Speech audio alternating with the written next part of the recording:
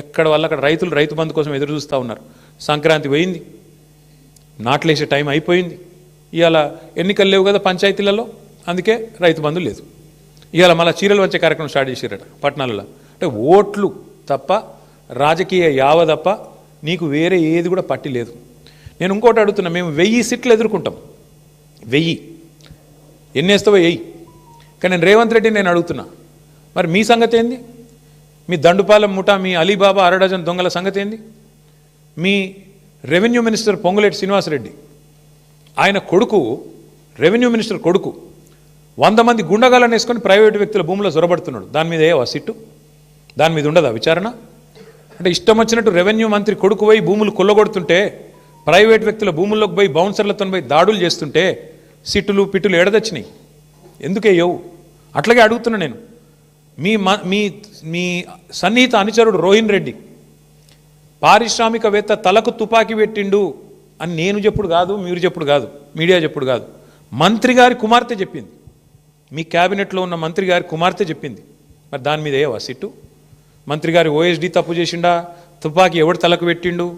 మంత్రి గారు ఓఎస్డీ పెట్టిండా, లేకపోతే సీఎం బ్రదర్ లాంటి రోహిన్ రెడ్డి పెట్టిండా? దాని మీద ఉండదా సిట్టు?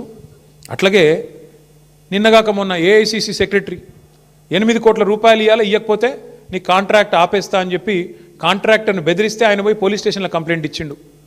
బ్రహ్మరాంబిక అనేది ఉంది ఏజెన్సీ, అలంపూర్ బ్రహ్మరా. మరి దాని మీద ఉండదా సిట్టు? దాని మీద వస్తలేదా నీ చేయిలు? అట్లాగే నీ బామ్మర్ది మీద వేస్తావా సిట్టు?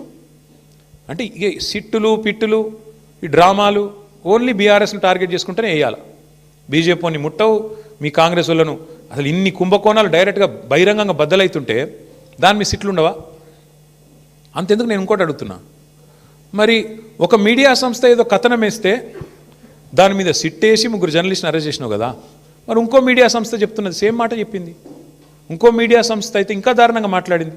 బట్టి విక్రమార్కనే ఇలా పాత్ర పోషించిండు, ఆయననే మొత్తం టెండర్లు రిగ్ చేసిండు నైనిలా అని ఓపెన్గా ఒక మీడియా సంస్థ రాసింది.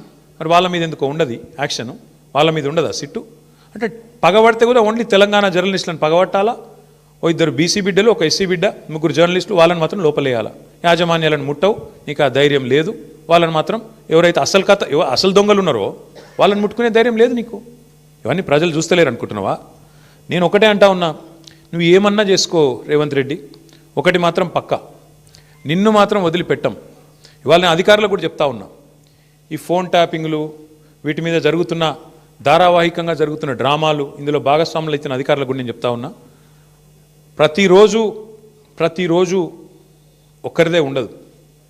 ఇంకో 2-2.5 ఏళ్లలో మళ్ళీ మా ప్రభుత్వం తప్పకుండా వస్తుంది. మీకు తెలుసు, అది ప్రజల మూడు మీకు తెలుసు. మన గ్రామ పంచాయతీ ఎన్నికల్లో చూసినారు, మీకు తెలుసు.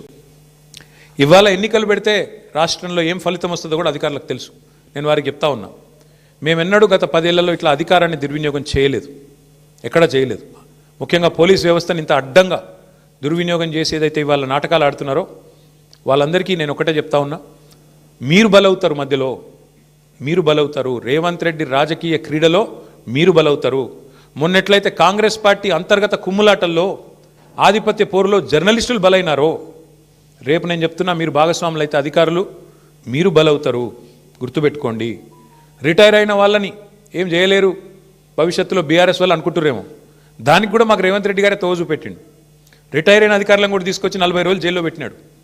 కాబట్టి రిటైర్ అయిపోతాము, తప్పించుకుంటాము అనుకునే వాళ్ళకు కూడా నేను చెప్తా ఉన్నా, ఎవరు ఎక్కడికి పోలేరు. ఇప్పుడు ఎవరెవరైతే రేవంత్ రెడ్డి గారు ఆడిచ్చినట్టు ఆడుతుండ్రో, అక్రమమని తెలిసి కేసులు పెడుతుండ్రో, అక్రమమని తెలిసి అడ్డదారులు దొక్కుతున్నారో, ఇంకెక్కువ మాట్లాడుతున్నారు కొంతమంది. అయితే ఎమర్జెన్సీ అయితే మీరు బయట ఉండురా, లోపలుందురు. ఎవరు ఎక్కడుండాలో కాలం నిర్ణయిస్తుంది, ప్రజలు నిర్ణయిస్తారు. ఒళ్ళు దగ్గర పెట్టుకుని ఉంటే మంచిది. ఈ టైప్లో ఆయన ఆడిచ్చినట్టు ఆడితే మాత్రం మీకు కూడా తప్పకుండా భవిష్యత్తులో మరి చట్టపరంగా న్యాయపరంగా మీకు కూడా ఇబ్బందులు ఉంటాయి. గుర్తుపెట్టుకోవాలని చెప్పి కూడా అధికారులకు చెప్తూ, ఈ డైవర్షన్ డ్రామాలు మేము పట్టించుకోం. హరీష్ రావు గారు బ్రహ్మాండంగా పోతారు. ఆయన ఏమడిగినా సమాధానం చెప్పడానికి ఆయన రెడీగా ఉన్నారు. ఎన్నిసార్లు పిలిచినా పోవడానికి రెడీగా ఉన్నాం. చట్టము, ధర్మము, న్యాయం ఈ దేశంలో ఇంకా బతికుంది. రాజ్యాంగం పట్ల మాకు నమ్మకం ఉంది. మా నాయకుడు కేసీఆర్ నేర్పించిన నీతి మాకు అది. కాబట్టి ఎవ్వరూ భయపడం, మా కార్యకర్తలే భయపడతలేరు, మేమెందుకు భయపడతాం? బరాబర్ కొట్లాడి మళ్ళీ తిరిగి పునీతంగా బయటకు వస్తామని చెప్పి తెలియజేస్తూ మీరు కూడా ఇవాళ అందరూ మరి ఉదయం నుంచి ఇక్కడ ఉన్నందుకు మాకు సంఘీభావం చెప్పినందుకు మా జర్నలిస్ట్ సోదరులకు కూడా ధన్యవాదాలు.